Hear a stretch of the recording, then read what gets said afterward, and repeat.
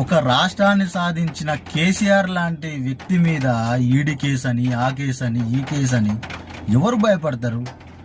అతను చేసిన తప్పేంది? ఇంటింటికి నీళ్ళు ఇవ్వడమా? లక్షల ఎకరాలకు నీళ్ళు ఇవ్వడమా? దళిత బంధు ఇవ్వడమా?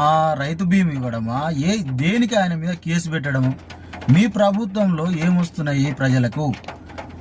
ప్రతి ఒక్కరికి ఏదో ఒక పథకం రూపంలో కేసీఆర్ ఇచ్చినవి మామూలు విషయాలు కాదు. ఒక ఆడబిడ్డ కడుపుతోటి ఉంటే 12,000 ఇచ్చిండు.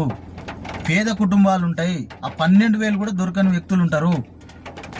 అట్లాంటి సాయం చేసిన వ్యక్తి మీద ఈరోజు బురద జల్లే విధంగా ప్రభుత్వం ముందుకు నడుస్తుంటే ప్రజలు ఊరుకుంటారని మీరు అనుకుంటున్నారు. ఏ విధంగా అయితే మీరు కేసులు పెడుతున్నారో, ఎంత కిందికి దొక్కితే అంత పైకి ఎదిగే వ్యక్తి అతను. మీరు అనవసరంగా రాష్ట్రం ముందుకు ఎలా తీసుకుపోవాలనేది ఇడిసిపెట్టి కేసీఆర్ మీద పడితే పార్టీకి మీకే నష్టం.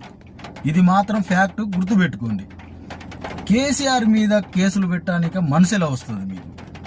దేని కొరకు?